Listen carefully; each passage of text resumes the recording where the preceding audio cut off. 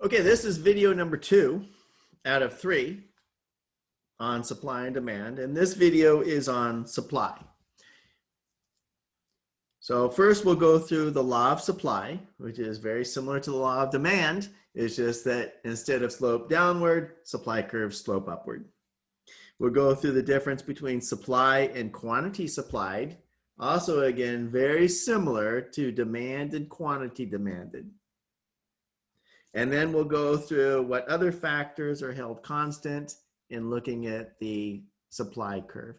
Just like we went through the other factors that are held constant, the ceteris paribus and the demand curve, we're going to do the same thing for supply.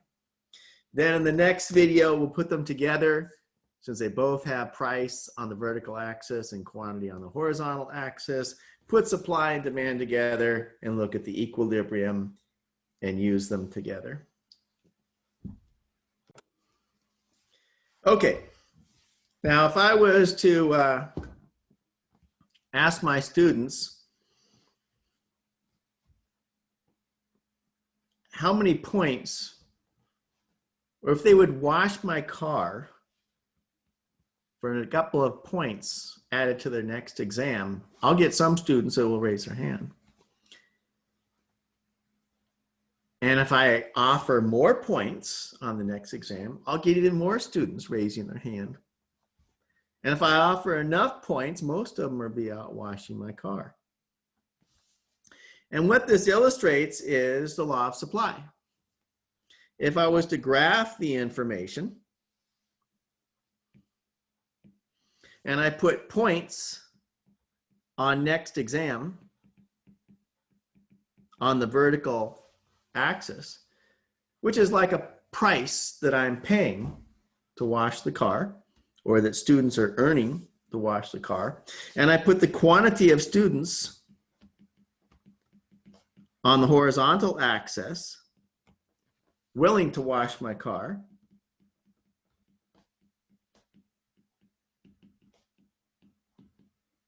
I'd find out that, well, at 0 points, no one's willing to do it. But as I offer more points, I'll get more students willing to do it. And when they raise their hands and I count them, I usually find that I end up with a scatter plot that looks kind of like that, and an upward sloping line if I was to draw a regression line. But I'll just draw it by hand here, connecting the dots. It'll look something like that. And what that illustrates is the law of supply. That as the price goes up, there's more people willing to supply that product. So notice that unlike the demand curve sloping downward, this one is sloping upward.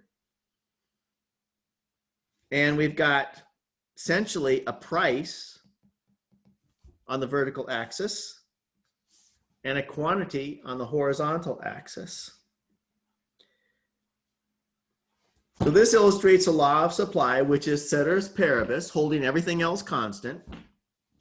The quantity supplied of a good or service rises, and I'll abbreviate that with quantity supplied with an up arrow. The quantity supplied rises when the price of the good or service rises, and vice versa. Quantity falls when prices fall.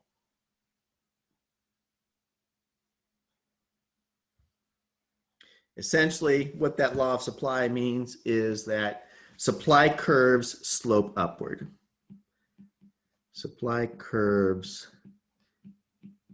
slope upward.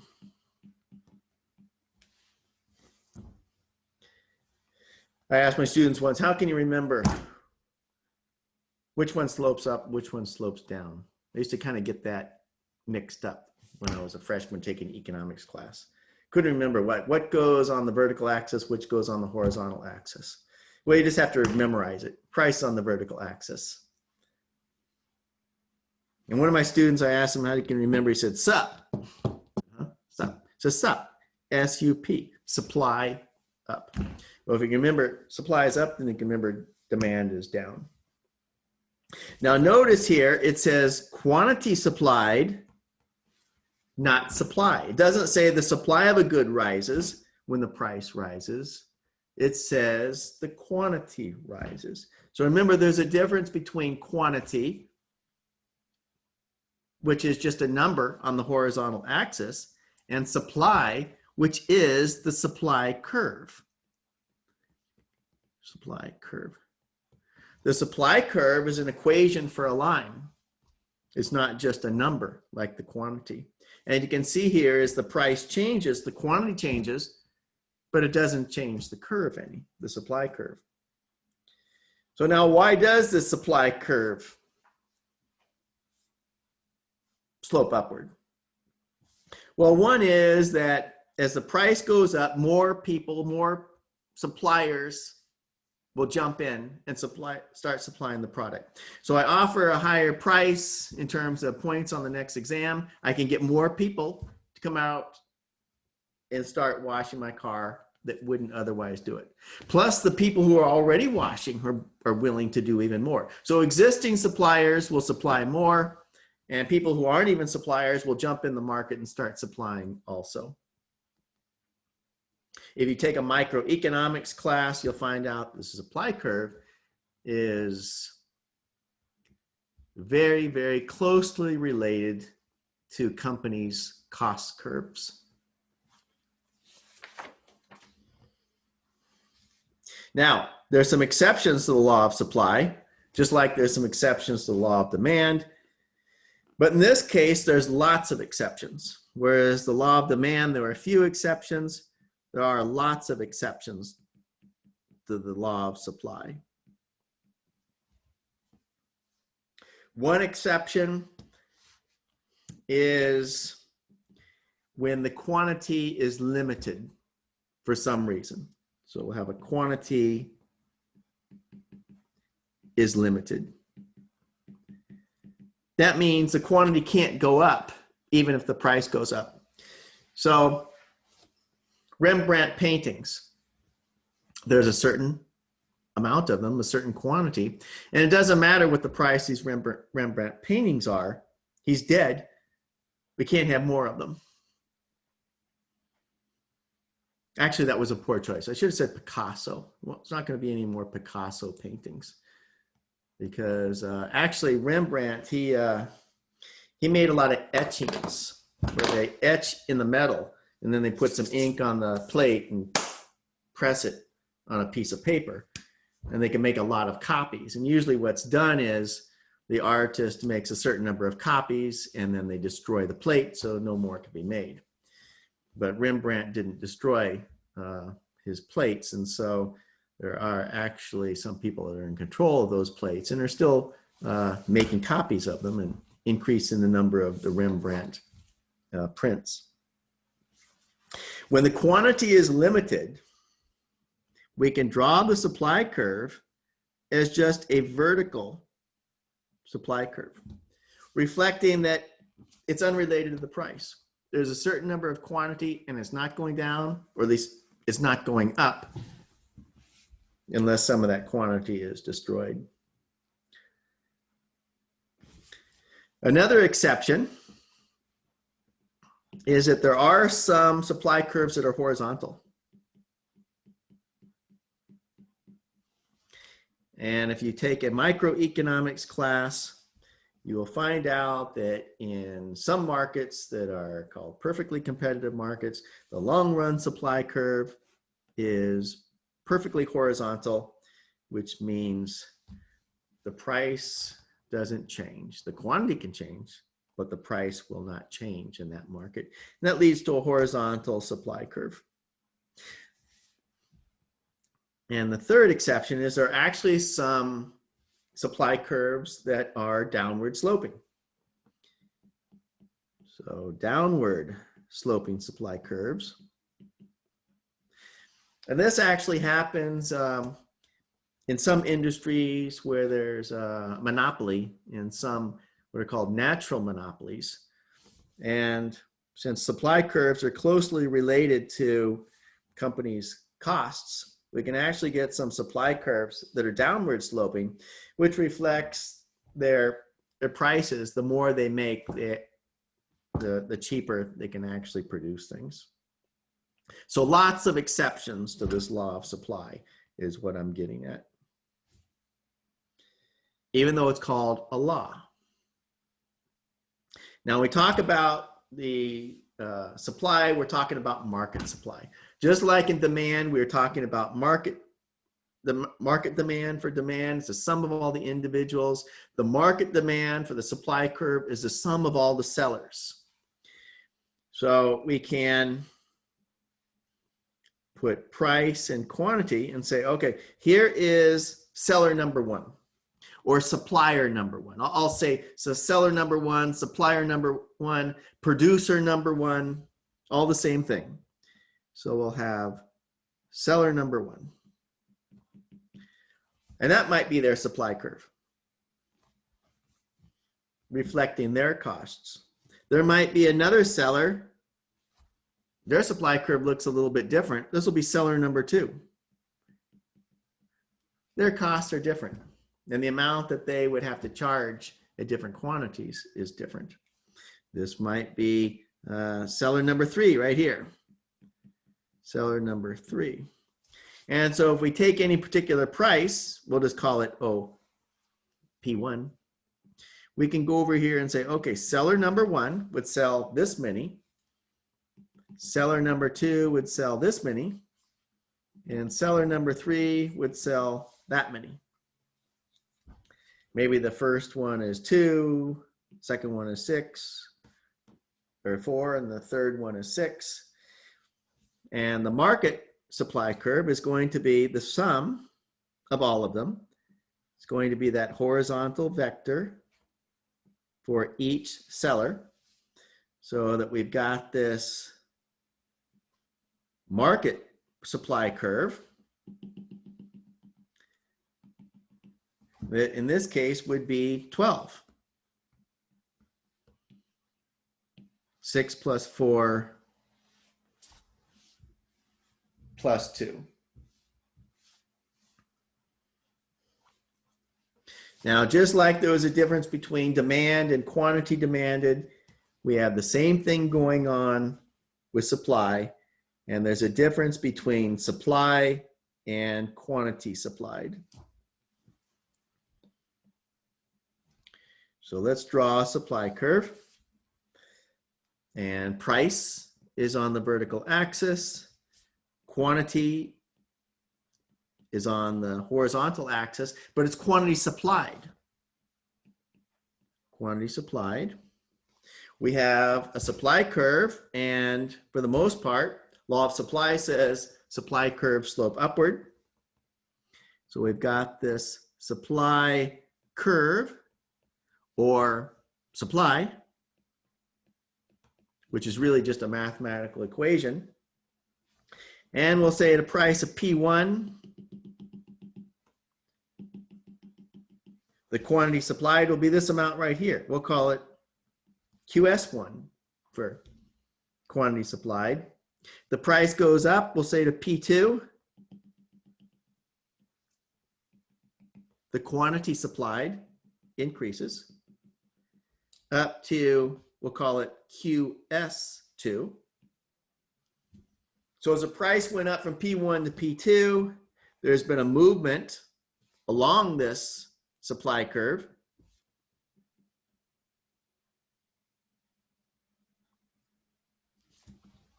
But the supply curve never changed. That curve is still in the same place it was before. The equation for that line is still the same as it was before. Price doesn't change supply. It only changes the quantity supplied. Just like price didn't change demand, it only changed the quantity demanded.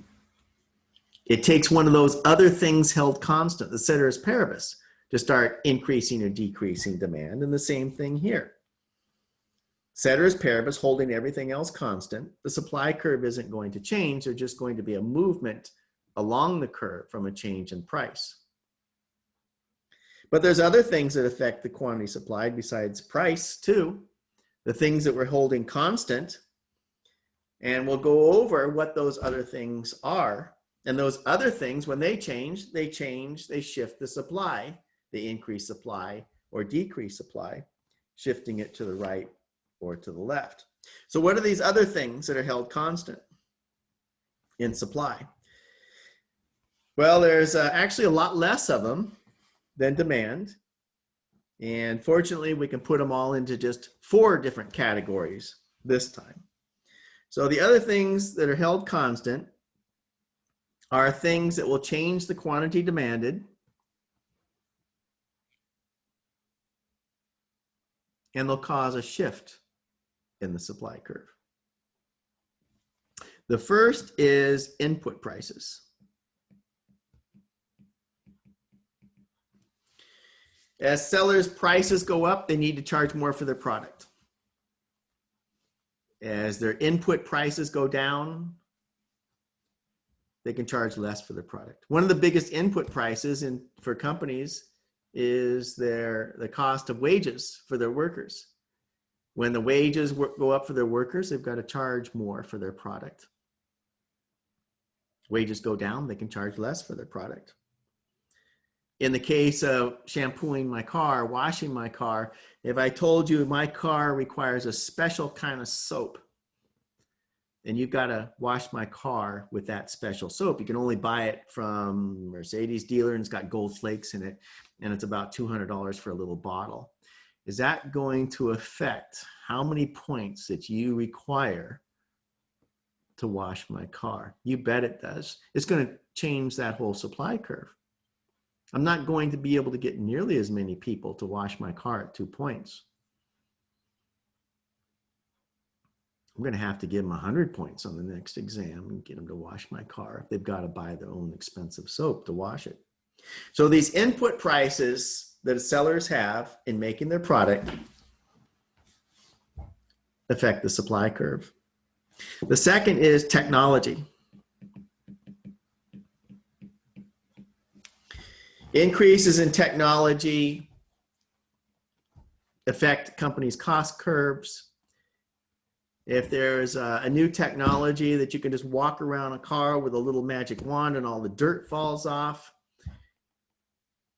makes it much easier to wash a car, it's going to affect how many points you're willing to wash my car for, especially if this technology is cheap and you can get it real quick. The third is expectations. Just like in demand, people aren't stupid, they're thinking about the future. Well, sellers are thinking about the future too, and they have expectations on what's going to happen, and it affects their decision making. And number 4 is the number of sellers. So just like the number of buyers affect the market demand curve, the number of sellers affects the market supply curve. The more sellers there are, that increases supply. Less sellers, less supply. So, supply curve, price on the vertical axis, quantity on the horizontal axis, law of supply, says supply curve slope upward. Increase in supply means the supply curve shifts to the right. So this is an increase in supply. At the same price, the quantity supplied is higher. And this might be because of lower input prices. So lower input prices. Lower prices for the sellers when they buy their materials. It might be new technology.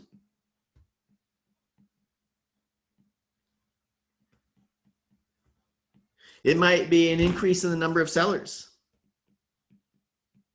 Increase in number of sellers. All of those would shift that supply curve to the right. A decrease in supply is just a shift to the left of the supply curve. And once again, you can think of it as a shift to the left or the shift up or shift up and to the left. I find it a lot easier just to think of a decrease in supply as a shift to the left of the supply curve. And that might be because of higher input prices. The sellers have to pay higher prices for materials they use to sell things. So higher prices of their inputs. So higher prices of inputs to the sellers. For example, higher wages of their employees. Or less sellers. Less sellers in the market would shift that market supply curve to the left. Okay, so this second video was on supply. And we went through the law of supply, which is as the price goes up, the quantity increases. Supply doesn't change, or the supply curve doesn't change, but as the price goes up, the quantity supplied. That is the law of supply. And we went through the difference between quantity supplied versus supply. One is just a number on the horizontal axis. The other is that equation or that curve on the graph. And when we're looking at that curve, we're looking at just the relationship between price and quantity, and we're holding everything else that might cause a change in the quantity constant. We're holding that constant, et ceteris paribus. We went through all those different categories that we're holding constant. And any of those other categories changes, it means it causes a shift in the curve. So that supply curve can shift to the right to increase supply or shift to the left. If any of these things that we're holding constant changes, it's going to shift that supply curve to the right or shift it to the left. Same with the demand curve. If any of those things in those categories that we're holding constant change, then that will be shown by an increase in supply or a decrease in supply on the graph. Okay, in the next video, we'll go through equilibrium. We'll put both of them together and see what the result is.